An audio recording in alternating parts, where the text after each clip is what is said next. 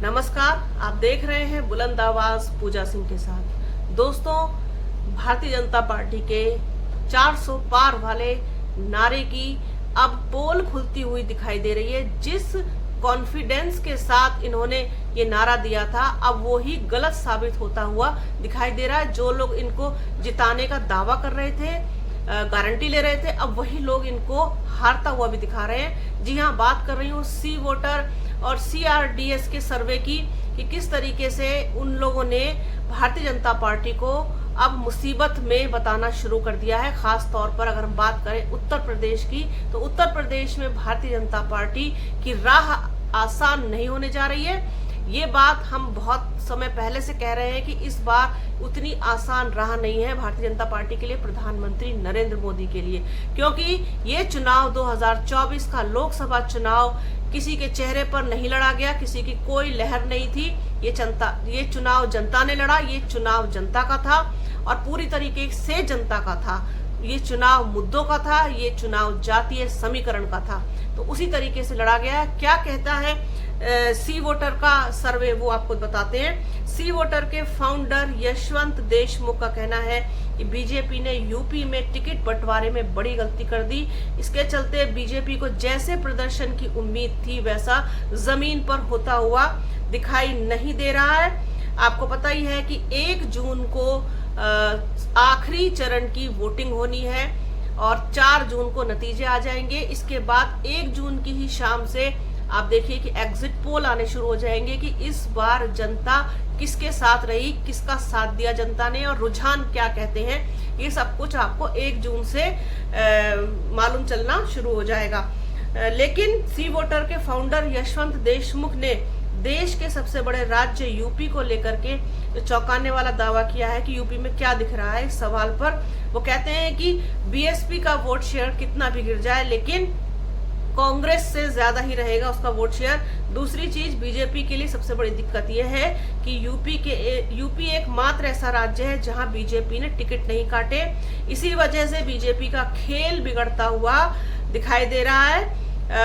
यशवंत देशमुख कहते हैं कि यूपी में बीजेपी ने पुराने लोगों को टिकट दिया।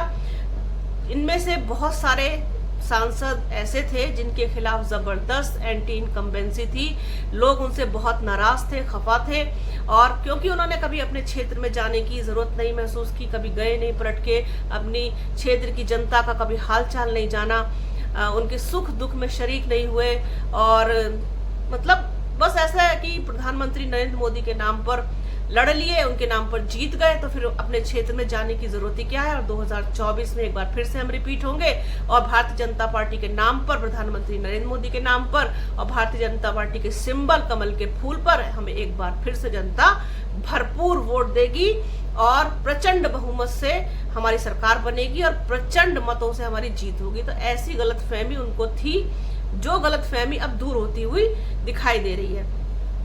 तो ये जो गलती बीजेपी ने की है, इससे बड़ी गलती वो नहीं मान रहे कि कोई और हो सकती, क्योंकि अब इन्होंने पूरी चीजें इसमें बहुत सारी हैं, खाली सिर्फ टिकटों का बंटवारा ही नहीं है, लेकिन ये पूरा दोष टिकट बंटवारे पर मढ़ने का प्रयास कर रहे हैं, मुझे तो ऐसा लगता है।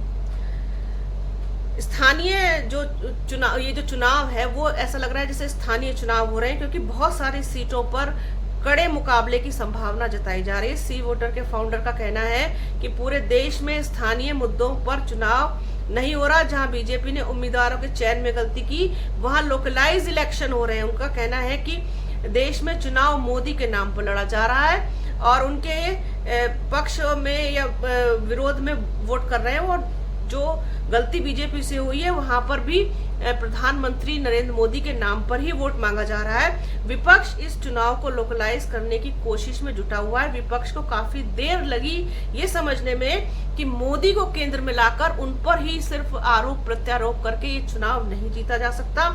हाँ, उन्होंने जिस तरीके से बाद में आकर के, क्योंकि कितना समय बीत जाने के बाद उनको एहसास हुआ कि चुनाव को लोकलाइज करने से फायदा होगा, और विपक्ष उन सीटों पर लोकलाइज करने में चुनाव को सफल हुई जहां बीजेपी ने टिकट सही नहीं दिया। ऐसी सीटों पर अब बीजेपी को प्रधानमंत्री नरेंद्र मोदी से प्रचार करा करके ही उस गलती को सुधार करने का प्रयास किया जा रहा है बीजेपी की तरफ से।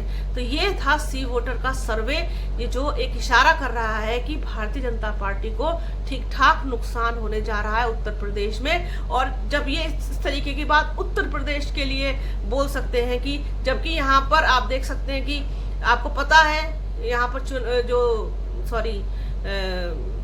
फिलहाल प्रदेश में सरकार है वो भारतीय जनता पार्टी की है, योगी आदित्यनाथ मुख्यमंत्री हैं, सब कुछ उनका है, सभी चीजें हैं। यहाँ पर मजबूती से लड़ना चाहिए था भारतीय जनता पार्टी को, उतनी मजबूती से शायद वो इस बार नहीं लड़ पाई, चूक हो गई है, कहीं तो कुछ चूक हुई है। भले ही सीटें कितनी आएंगी, जीत हार कितनी से होगी, क्या होगा, नीचे आएंगी सीटें, इतनी आएंगी कितनी नहीं आएंगी, वो सब अलग चीज है, अलग मुद्दा है। सबसे बड़ी बात ये होगी कि जो जीतेंगे उनकी जीत का अंतर और जो हारेंगे उनकी हार का अंतर कितना होगा। तो ये सारी चीजें ही बहुत मैटर करेंगी, जिनका जो होता है सारी चीजें पूरा का विश्लेषण जो होता है वो बाद में पता चलेगा। लेकिन फिलहाल तो जो होता हुआ दिखाई दे रहा है वो बता रहे थे 1 जून के बाद 4 जून को नतीजे, और उसके बाद तमाम चीजों का, किसका वोट परसेंट कम हुआ, किसका बढ़ा, क्या कुछ हुआ, ये सारी चीजें बाद में इस चीज का पूरा एक एनालिसिस होगा, तब सामने आएंगी कि किसका वोट बैंक बढ़ा है, किसका कम हुआ है, किसकी जीत हार का अंतर कितना रहा, कैसे रहा। तो ये सारी चीजें होंगी। फिलहाल ये चीज है कि भारतीय जनता पार्टी की राह बहुत आसान नहीं है, ना तो उत्तर प्रदेश में ना पूरे देश में।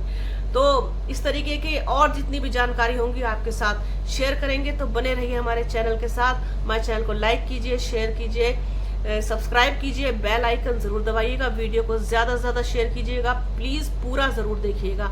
भीषण गर्मी पड़ रही है, अपना और अपनों का बहुत ख्याल रखिए। जल्द मिलूंगी आपसे एक नए वीडियो में, एक नए मुद्दे के साथ, एक नई चर्चा में। तब तक के लिए जय हिंद।